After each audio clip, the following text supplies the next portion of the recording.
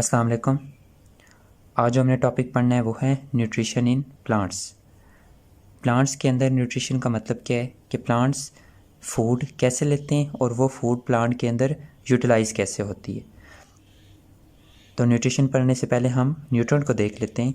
Nutrient कोई भी ऐसी सब्सटेंस होती है, कोई भी ऐसी चीज़ जो ऑर्गेनिज़म की ग्रोथ के लिए, ऑर्गेनिज़म की डेवलपमेंट के लिए या ऑर्गेनिज़म को एनर्जी देने के लिए ज़रूरी होती है, उसे हम कहते हैं न्यूट्रेंट। अगर हम प्लांट के हवाले से बात करें तो कोई भी ऐसी चीज़ जो प्लांट की ग्रोथ के लिए, प्लांट की डेवलपमेंट के लिए, प्लांट को बढ़ने के लिए और प्लांट को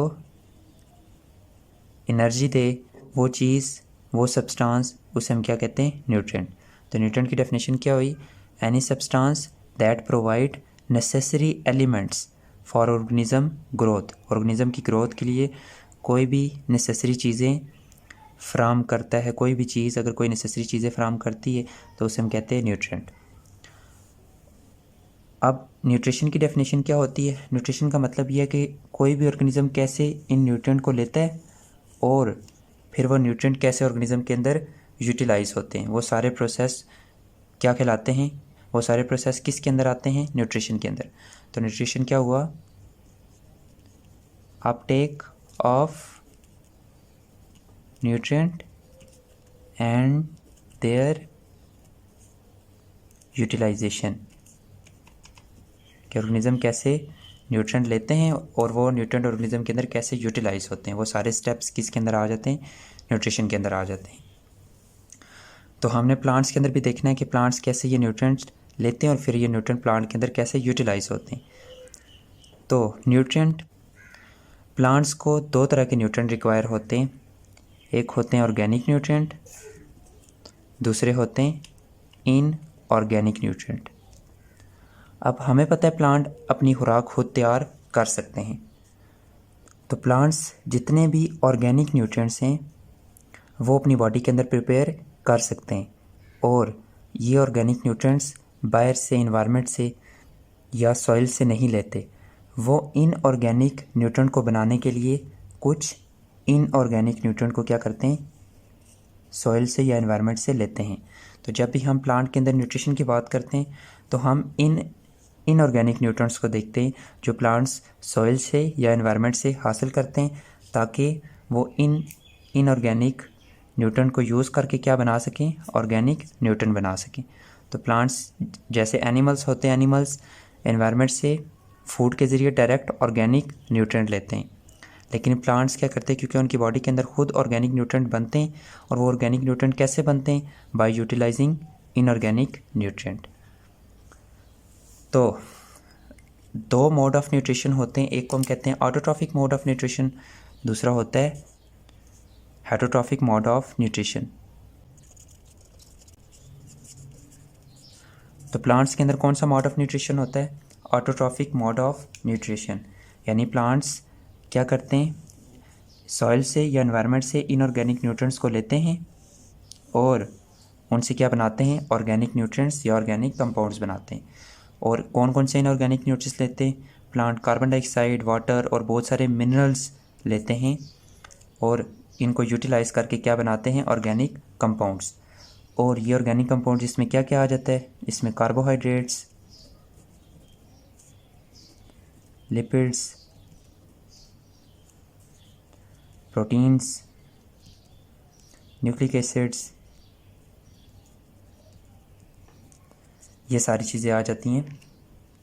और अब प्लांट इनऑर्गेनिक न्यूट्रिएंट को क्यों बनाता है? क्योंकि जितने भी ऑर्गेनिज्म हैं उनकी बॉडी के जो ज़्यादातर फंक्शन परफॉर्म कर रहे होते हैं वो ऑर्गेनिक कंपाउंड्स या ऑर्गेनिक न्यूट्रिएंट ही कर रहे होते हैं।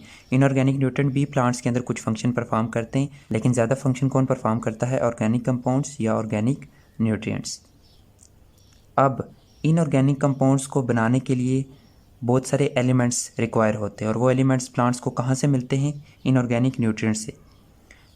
और जो ऑर्गेनिक कंपाउंड्स बनाने के लिए मेजर एलिमेंट्स होते हैं वो कार्बन, हाइड्रोजन और ऑक्सीजन है।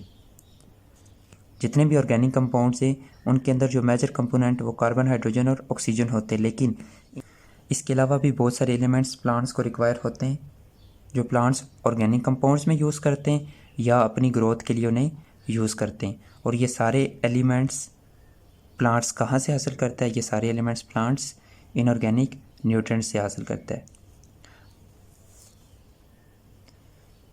जैसे आप ग्लूकोज बनाने के लिए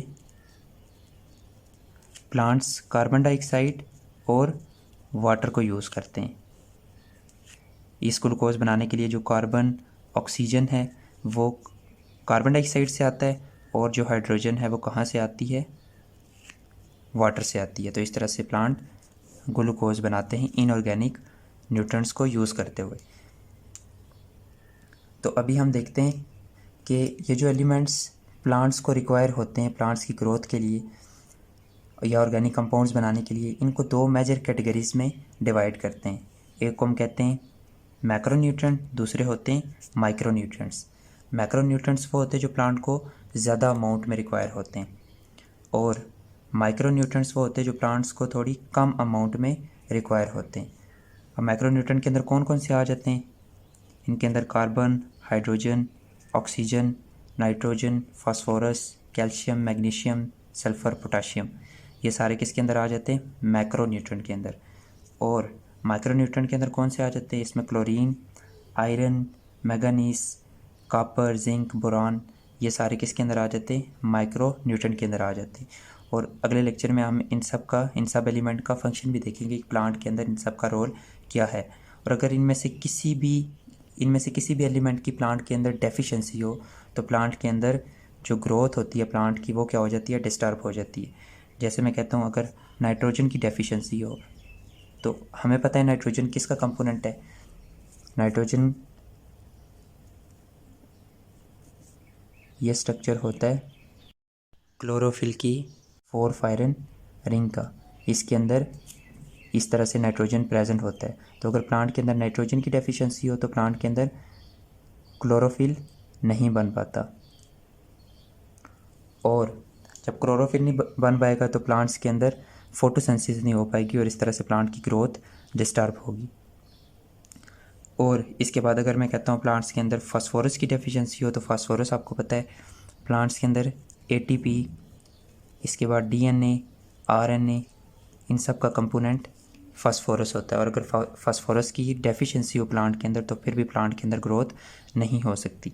इसी तरह से हम हर एक एलिमेंट को देखेंगे कि वो प्लांट के लिए क्यों ज़रूरी होते हैं और उनकी डेफिशिएंसी से प्लांट के अंदर कौन कौन से सिम्टम्स ज़ाहिर होते हैं। तो ये हो गया जनरल न्यूट्रिशन इन प्लांट।